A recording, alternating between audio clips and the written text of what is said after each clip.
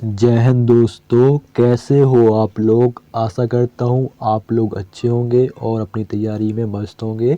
जैसा कि आप स्क्रीन पर देख रहे हो, यह पेपर एसएससी जीडी का प्रीवियस ईयर का पेपर है। यानी जो आपकी पिछली भर्तियां एसएससी जीडी की निकली हुई थी उसका ये पूरा आंसर की है। तो आज हम हिंदी के सेक्शन को या हिंदी के पार्ट को सॉल्व करने वाले हैं। ये आप साफ साफ देख सकते हो, पार्ट डी हिंदी। इसके अलावा भी कुछ प्रीवियस ईयर के पेपर जिसमें आपका जीके, रीजनिंग, मैथ और आपका हिंदी शामिल है, मैं सॉल्व करवाया हूँ। तो अगर आपने नहीं देखे हैं और देखना चाहते हैं तो वीडियो प्लेलिस्ट पर जाकर देख सकते हैं। और सभी को पता है एसएससी जीडी के एग्ज़ाम 20 फरवरी से स्टार्ट होने वाले हैं। तो एसएससी जीडी के आपके 3 साल के प्रीवियस ईयर के पेपर जो कि आपका 2018, 2020 और 2022 के मैं सॉल्व करवाऊंगा। तो चैनल को जरूर सब्सक्राइब कर लें। और जितना ज़्यादा आप प्रीवियस ईयर के पेपर लगाओगे, जितना ज़्यादा प्रैक्टिस करोगे, उतना ही आपके चांस है कि ज़्यादा से ज़्यादा अंक आएंगे, क्योंकि प्रश्न आपके वही रिपीट होते हैं। ठीक है, तो आपको जितना हो सके प्रीवियस ईयर के पेपर और प्रैक्टिस सेट ही लगाने हैं। तो दोस्तों वीडियो स्टार्ट करते हैं। यह रहा आपका पहला प्रश्न। निम्नलिखित विकल्पों में से तीनों कालों की बात जानने वाला वाक्यांश के लिए एक सार्थक शब्द क्या होगा। तो दोस्तों तीनों कालों की बात जानने वाला क्या कहलाता है? त्रिकालक कहलाता है। क्या कहलाता है? त्रिकालक। आप यहाँ से भी अंदाजा लगा सकते हैं, तीनों, तीनों मतलब तीन। और त्रि का अर्थ क्या होता है? त्रि का अर्थ भी क्या होता है? तीन होता है। तो तीनों कालों की बात जानने वाला त्रिकालज्ञ कहलाता है। बुद्धिमान नहीं, विद्वान नहीं, सर्वशक्तिमान बिल्कुल नहीं। बात की बात हो रही है, यहाँ शक्ति की बात नहीं हो रही है, ज्ञान की बात हो रही है। तो सर्वशक्ति तो बिल्कुल भी नहीं होगा। ठीक है, विद्वान तो नहीं होगा ना, बुद्धिमान होगा। ऑप्शन 4 ही आपका सबसे बेस्ट आपका होगा। ठीक है, अगला देखिए। अगला प्रश्न है आपका, और ध्यान रखना आपका हिंदी, रीजनिंग, मैथ ऐसे सब्जेक्ट है जिसमें आप 20 में से 20 अंक ले सकते हो। रीजनिंग हिंदी में तो ले सकते हो, मैथ में आप चाहो तो कमजोर वगैरह होगी तो 20 में से 18 इतने तो आप ले ही सकते हो। ठीक है, और ध्यान रखना कि कट ऑफ के चक्कर में मत पड़ना। ये सोचना कि हमको टॉप करना है, ज़्यादा से ज़्यादा अंक लाने, टॉप करना है, ये दिमाग में घुसा लेना। ठीक है, अगला प्रश्न है, नीचे दिए मुहावरे का सही अर्थ दिए गए विकल्पों में से चुनिए। तो दोस्तों आपका मुहावरा है शैतान की आत। इसका अर्थ क्या होता है? इसका अर्थ होता है लंबी बात। क्या होता है? लंबी बात होता है, या बहुत लंबी वस्तु हो गई, या अत्यंत धूर्त व्यक्ति हो गया। क्या? अत्यंत धूर्त व्यक्ति हो गया। यह है आपका शैतान की आत का क्या होता है? मुहावरे का मतलब होता है। तो राइट आंसर होगा लंबी बात। क्या बुरी बात? नहीं। कड़वी बात? नहीं। धोखे की बात? नहीं। लंबी बात। ठीक है, या बहुत लंबी वस्तु। अगला देखो, अगला प्रश्न है आपका, बाजार में अधिक कोलाहल था। उक्त वाक्य में प्रयुक्त कोलाहल के स्थान पर उसके विलोम शब्द का प्रयोग निम्न में से किस वाक्य में किया गया है, यह आपको बताना है। मतलब यह हुआ कि आपको कोलाहल जो है इसका विलोम शब्द बताना है। तो कोलाहल का विलोम शब्द आप देखोगे, बाजार में अधिक शोर था। क्या था? शोर था। बाजार में अधिक हलचल थी। तो शोर और हलचल एक दूसरे के क्या है? समानार्थी शब्द है। ठीक है, पर्यायवाची शब्द है। और आप देखोगे ऑप्शन 4 में बाजार में अधिक लोग थे। तो भैया ये भी आपका हलचल, शोर और उसी का आपका समानार्थी शब्द, पर्यायवाची शब्द है। ठीक है, तो विलोम शब्द क्या होगा? मतलब उसका उल्टा। तो कोलाहल का उल्टा क्या होगा? शांति। क्या होगा? शांति। तो ऑप्शन 3 आपका बिल्कुल सही होगा, बाजार में अधिक शांति थी। तो ऑप्शन 3 आपका बिल्कुल सही होगा। और आप एक्सप्लेन अगर करना चाहो तो आप देख सकते हो कि आपका ऑप्शन में ही आपको उसने क्लू दिया है कि आप ऑप्शन 3 सही कर सकते। क्यों? बाजार में अधिक शोर था तो एक जैसा है, बाजार में अधिक हलचल थी तो ये भी एक जैसा है, बाजार में अधिक लोग थे तो ये भी एक जैसा है। ठीक है, लेकिन आप ऑप्शन देखो बाजार में अधिक शांति है, तो ये सबसे विपरीत है। तो ऑप्शन 3 आपका बिल्कुल सही होगा। अगला प्रश्न देखिए। अगला प्रश्न है, पृथ्वी अपने अक्ष पर घूमती है। इस वाक्य में प्रयुक्त अक्ष शब्द निम्न में से किस अर्थ को व्यक्त करता है? तो दोस्तों आपने हाई स्कूल 9, 10 या 8 में भी पढ़ा होगा, पृथ्वी अपनी धुरी पर घूमती है, ऐसा कुछ आपने सुना होगा। तो आपका राइट आंसर होगा ऑप्शन 1 धुरी। क्या आपने कभी सुना है कि पृथ्वी अपनी अपने आत्मा पर घूमती है, ऐसा सुना है? कभी नहीं। क्या पृथ्वी अपने पास पर घूमती है? नहीं। क्या पृथ्वी अपने पहिया पर घूमती है? बिल्कुल नहीं। आपने ये जरूर सुना होगा कि पृथ्वी अपने धुरी पर घूमती है। ऑप्शन 1 बिल्कुल सही होगा। अगला देखिए, अगला प्रश्न है, निम्नलिखित वाक्य के किस खंड में त्रुटि है? जैसा कि आप पेपर देख रहे हो, सेम ऐसा ही पेपर आपका एसएससी जीडी में पूछा जाता है। ठीक है, तो निम्नलिखित वाक्य के किस खंड में त्रुटि है? तो वाक्य को पढ़ेंगे। त्रुटि मतलब गलती है। माता पिता का आदर रखना चाहिए, तो कहाँ पर आपको कहाँ पर त्रुटि लग रही है? इसमें कौन सा शब्द है? तो आप देखो, माता पिता का आदर रखना चाहिए, तब कि यहाँ क्या होना चाहिए? माता पिता का आदर करना चाहिए। क्या करना चाहिए? माता पिता का आदर करना चाहिए। रखना के स्थान पर अगर करना होता तो ये सही हो जाता, लेकिन रखना है, इसलिए आपका यही आपका त्रुटि है, यही आपका शब्द जो है वो मिस्टेक है। तो ऑप्शन 3 आपका बिल्कुल सही होगा। उसने यही पूछा है कि कौन से शब्द में आपकी मिस्टेक है, तो रखना। ठीक है, ऑप्शन 3 आपका बिल्कुल सही होगा। अगला देखो, अगला बहुत ही आसान प्रश्न है, देश में विदेश से माल आने की क्रिया वाक्यांश के लिए उचित शब्द बताइए। तो दोस्तों, देश में विदेश से माल आने की क्रिया क्या कहलाती है? मतलब देश में मान चलो अपना भारत देश है, ठीक है, और इजराइल से माल आ रहा है, तो क्या कहेंगे इसको? क्या प्रक्रिया कहेंगे इसको हम आयात कहेंगे, क्योंकि आ रहा है। क्या कहेंगे? आयात कहेंगे। और अगर भारत देश से इजराइल जाता तो क्या कहता? निर्यात कहते उसको। क्या कहते? निर्यात। तो आपका आने वाली बात हो रही, आने की क्रिया, तो क्या होगा? आयात। ऑप्शन 1 बिल्कुल सही होगा। ठीक है, निगमन बिल्कुल नहीं होगा, आगमन नहीं होगा। ठीक है, क्योंकि यहाँ देशों की बात हो रही है, ये ध्यान रखना। अगला देखो, अगला प्रश्न है, दूध में कौन पड़ गया? उपरोक्त वाक्य में रेखांकित शब्द के स्थान पर कौन सा शब्द उचित होगा?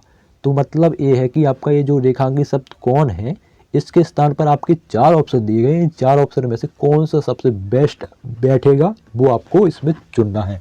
तो आप एक्सप्लेन कर लो। दूध में मैं पड़ गया, तो ये कोई आपका मैच हो रहा है? बिल्कुल नहीं, ये गलत हो जाएगा। दूसरा चेक करो, दूध में कोई पड़ गया, तो ये क्या कोई वाक्य बन रहा है? नहीं बन रहा ना, ये भी गलत हो जाएगा। तीसरा देखो, दूध में यह पड़ गया, तो ये भी कोई वाक्य नहीं बन रहा। दूध में क्या पड़ गया? दूध में क्या पड़ गया, ये आपका प्रश्नवाचक वाक्य बन रहा है, तो ये आपको बिल्कुल सही होगा। तो ऑप्शन 4 आपका बिल्कुल सही होगा। और देखो आप, ये डंडी भी लगी है, मतलब प्रश्नवाचक स्थान की, तो प्रश्नवाचक का मतलब प्रश्न। दूध में क्या पड़ गया, तो ये आपका प्रश्नवाचक वाक्य है। ठीक है, प्रश्न किसी से प्रश्न करेंगे, दूध में क्या पड़ गया? राहुल, दूध में क्या पड़ गया? तो ऑप्शन 4 आपका बिल्कुल सही होगा। अगला देखो, अगला प्रश्न है, अध्यापक ने प्रखर को समझाया कि दूसरों पर निर्भर रहकर जीवन में सफलता नहीं मिलती। सफलता नहीं मिलती, यहाँ तो डैश पड़ती है। क्या पड़ती है? अपनी करनी पार उतरनी पड़ती है। ठीक है, ऑप्शन 2 आपका बिल्कुल सही होगा। अगर आप अदर ऑप्शन भी एक्सप्लेन करना चाहोगे तो ऑप्शन भी आपका एग्जामिनर ऐसे दे रहा है कि आप उसको भूल कर भी नहीं करोगे। जैसे क्या कह रहा है कि अपनी पगड़ी अपने हाथ, इसको छोटा कर देते ताकि आपको और अच्छे से समझ में आएगा। देखो अब ठीक है, देखो वो कह रहा है नहीं मिलती, यहाँ तो डैश पड़ती है, यहाँ तो अपनी पगड़ी अपने हाथ पड़ती है, बिल्कुल गलत हो जाएगा ये। अपनी, यहाँ तो अपनी ढपली अपने राख पड़ती है, ये तो कोई मैच भी नहीं कर रहा है। चौथा देखो, यहाँ तो आगे कुआं पीछे खाई पड़ती है, तो ये भी बिल्कुल गलत हो जाएगा। ऑप्शन 2 देखो अगर आप, यहाँ तो अपनी करनी पार उतरनी पड़ती है, मतलब अगर आप अभी करोगे तो आपकी ज़िंदगी पार हो जाएगी। ठीक है, वो प्रश्न में यही कह रहा है, अध्यापक ने प्रखर को समझाया कि दूसरों पर निर्भर रहकर जीवन में सफलता नहीं मिलती। देखो एग्जाम्पल देते हैं, जैसे कि अगर आप अपने माता पिता के ऊपर निर्भर हो, ठीक है, तो उनके ऊपर निर्भर रह के तो आपको जीवन में सफलता मिलने ही नहीं वाली। वो अभी है तो आगे तो जरूरी ही रहेंगे। ठीक है, जीवन भर तो वो रहने नहीं वाले हैं। तो आपको दूसरे पर निर्भर नहीं रहना, अपने ऊपर सफल हो, अपने ऊपर अपने दम पर, कहते हैं ना अपने पैरों पर खड़ा होना, अपने पैरों पर खड़े होकर, यानी खुद के दम पर आपको सफलता मिलेगी। दूसरों के ऊपर निर्भर रहने पर सफलता नहीं मिलेगी।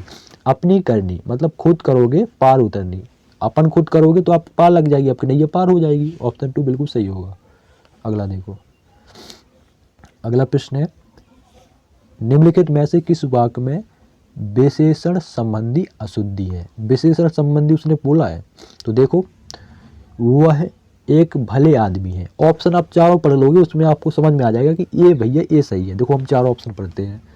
वह एक भले आदमी है। दूसरा पढ़ो, इस गांव में बाढ़ से क्षति हुई। तीसरा पढ़ो, यह डाल बहुत मोटी है। सबसे मीठा बोलो। तो आपको इसमें से सबसे अलग कौन लग रहा है? आप देखो ऑप्शन 2 लग रहा है। क्यों? वो कह रहा है इस गांव में बाढ़ से क्षति हुई है, तो आपका एक विशेषण बता रहा है। क्या बता रहा है? विशेषण, कि इस गांव में बाढ़ से क्षति हुई। किससे? बाढ़ से। तो आपका ऑप्शन 2 इसलिए सही हो जाएगा। अगर आप एक भले आदमी है, यह डाल बहुत मोटी है, सबसे मीठा बोलो, तो ये कोई आपका विशेषण नहीं बता रहा है। लेकिन बाढ़ से क्षति हुई है, किससे हुई है क्षति? बाढ़ से। ये आपका विशेषण है। ऑप्शन 2 आपका बिल्कुल सही होगा। अगला देखो, अगला प्रश्न है, लाल किला पूरे भारत में प्रख्यात एक ऐतिहासिक इमारत है। ऊपर दिए गए वाक्य में रेखांकित शब्द का पर्यायवाची क्या होगा? मतलब प्रख्यात का आपको क्या बताना है? पर्यायवाची बताना है। तो प्रख्यात का पर्यायवाची होगा प्रसिद्ध। क्या होगा? प्रसिद्ध। ठीक है। लाल किला पूरे भारत में प्रसिद्ध एक ऐतिहासिक इमारत है, तो प्रसिद्ध ही है, फेमस है। ऑप्शन 1 आपका बिल्कुल सही होगा। क्या परिपूर्ण? बिल्कुल। कुख्यात इमारत है, बिल्कुल गलत हो जाएगा। क्या पूर्ण एक ऐतिहासिक इमारत? बिल्कुल गलत। इसमें तो आपका एक बच्चा भी लगा देगा। कैसी इमारत है? लाल किला पूरे भारत में प्रसिद्ध एक ऐतिहासिक इमारत। ऑप्शन 1 बिल्कुल सही होगा। अगला देखो, अगला प्रश्न है, चास का अर्थ है जुताई, परंतु चास का अर्थ प्रकट करने वाले शब्द से निम्न वाक्य पूर्ण कीजिए। तो भैया आपको इसका बता रहा है, हमने चास कभी नहीं देखा। तो चास का क्या अर्थ होता है? ये जो आपका चास है, इसका क्या अर्थ होता है? इसका अर्थ होता है नीलकंठ पक्षी। क्या अर्थ होता है? नीलकंठ पक्षी। इस चास को हम कहते हैं जुताई। इस चास का अर्थ होता है जुताई, और इस चास का अर्थ होता है नीलकंठ का पक्षी। ठीक है। तो ऑप्शन 2 बिल्कुल सही होगा। हमने नीलकंठ पक्षी कभी नहीं देखा। तो हमने इस वाक्य में कोई लेना देना नहीं है। हमें मतलब है इस चास से। चास का अर्थ क्या होता है? चास का अर्थ होता है नीलकंठ का पक्षी। जैसे चास का अर्थ होता है जुताई, वैसे चास का अर्थ होता है नीलकंठ का पक्षी। ऑप्शन 2 बिल्कुल सही। आगे ऑप्शन हमको पढ़ने की क्या मतलब है? हमको चास का पता चल गया बस। अगला देखो, निम्नलिखित वाक्य में रेखांकित खंड के स्थान पर प्रयुक्त होने वाले सबसे उपयुक्त विकल्प का चयन कीजिए। पढ़ेंगे। पूजनीय पिताजी का आदेश है। तो पूजनीय के स्थान पर कौन सा ऑप्शन सबसे बेस्ट बैठेगा, ये आपको बताना है। पूजनीय के स्थान पर हम पूज करें, पूज पिताजी का आदेश है, तो ये आपका बिल्कुल सही होगा। अगर आप दूसरा ऑप्शन एक्सप्लेन करो, पावन पिताजी का आदेश है, तो ये आपका मैच कर रहा है? नहीं कर रहा है, गलत। देखो तीसरा, देखो परम पिताजी का आदेश है, गलत। परम मित्र होता है, आपकी उम्र के तो नहीं परम हो जाएगा। चौथा देखो पावन पिताजी, बिल्कुल नहीं। क्या? पूज पिताजी का आदेश है। ऑप्शन 1 आपका बिल्कुल सही होगा। ठीक है। आप खुद सोचोगे कि हम ऑप्शन 1 पर ही लगाएं, आपको दूसरे दिमाग में नहीं जाएगा कि हम दूसरा ऑप्शन सही करें, आपका दिमाग वही जाएगा, क्योंकि प्रश्न इतना कठिन नहीं पूछा है। अगला देखो, निम्नलिखित वाक्य के किस शब्द में अशुद्धि है? तो हम पढ़ेंगे वाक्य को, देखेंगे कि कहाँ अशुद्धि है। पढ़ेंगे। उसकी गर्दन शर्म से नीची थी। तो कहाँ पे आपको मिस्टेक लग रही है? आपको ये मिस्टेक लग रही है। कैसा होता? सही वर्तनी क्या होती है? ऐसा होता है। अगर ऐसा होता, उसकी गर्दन शर्म से नीची थी, तो ये सही हो जाता, लेकिन आपको उसने ऐसा लिख दिया, तो ये आपका मिस्टेक है। इसलिए ऑप्शन 2 आपका यही मिस्टेक है, ये सही हो जाएगा। अशुद्धि पूछिए। अगला देखो, अगला है, नीचे दिए गए वाक्यों में किस वाक्य में सही विभक्ति चिन्ह का प्रयोग नहीं हुआ है? उसने कहा है नहीं हुआ है। ठीक है। तो देखो ऑप्शन 2, गेंद खेलने में अन्य लोगों पर चोट लग सकती है। ठीक है। तो ऑप्शन 2 आपका बिल्कुल सही होगा। इसमें आपका विभक्ति चिन्ह का प्रयोग नहीं हुआ है। ठीक है।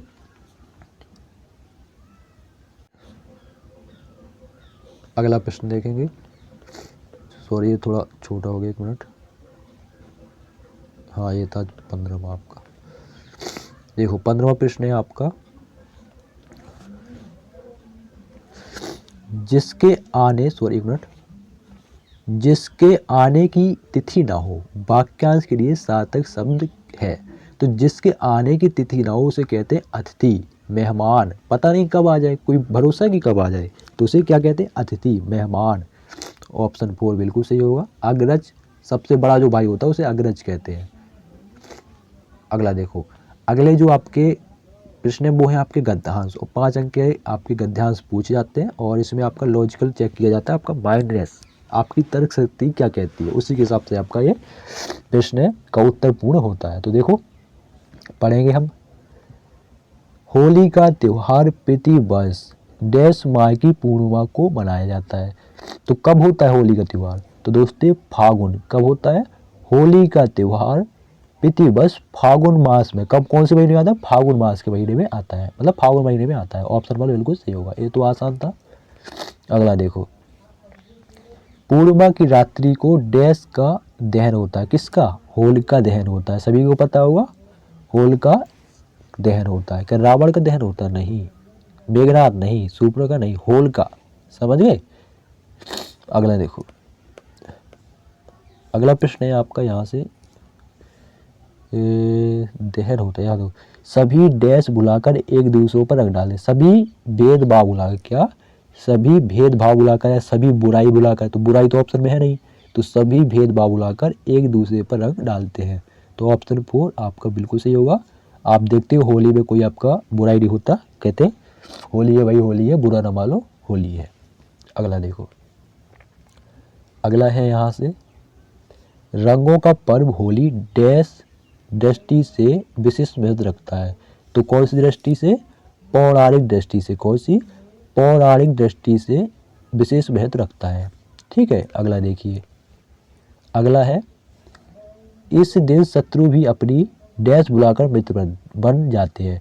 तो इस दिन शत्रु भी अपनी शत्रुता भुलाकर क्या बन जाते हैं, मित्र बन जाते हैं। तो ऑप्शन 2 बिल्कुल सही होगा। ठीक है, ये तो बहुत आसान था, इसमें आपका 5 में 5 अंक आना चाहिए। ठीक है, ये बहुत आसान था। तो दोस्तों वीडियो कैसा लगा कमेंट बॉक्स में ज़रूर बताएं, और कुछ समझ में ना आया हो, कुछ डाउट वगैरह हो तो बिल्कुल पूछ लेना। और मिलते हैं किसी नेक्स्ट वीडियो में, तब तक के लिए मैं इजाज़त चाहूँगा। ऐसे ही आपके एसएससी जीडी के डेली प्रीवियस ईयर के पेपर आप चलेंगे, क्योंकि आपका जो एग्ज़ाम है वो निकट आ चुका है और ज़्यादा टाइम नहीं बचा है। जितना हो सके उतना आप प्रीवियस ईयर के पेपर लगाओ लगाओ लगाओ, धुआं उड़ा दो। ठीक है, और चैनल को जरूर सब्सक्राइब करो। लाइक भी तो भैया लाइक कर दो यार, इतना तो कर सकते हो अपने दोस्त के लिए यार, इतना आपके लिए ढूंढ के लाता हूँ प्रीवियस ईयर के पेपर। ठीक है, तो आपकी 76 प्रैक्टिस सेट तो आपकी 2022 के, ध्यान रखना 2022 का जो एसएससी जीडी का एग्जाम हुआ उसके 76 प्रैक्टिस सेट है। 76 का मतलब हो गया कि एक सब्जेक्ट 76 चौकी कर लो आप 4 7 14 हंस लगी 2 7 2 4 7 28 2 कितने हो गए, 304 आपके क्या है प्रीवियस ईयर के पेपर। ठीक है, 304 प्रैक्टिस सेट तो आपके 2022 के हो गए, बाकी आपके 2018 के और 2020 के भी है।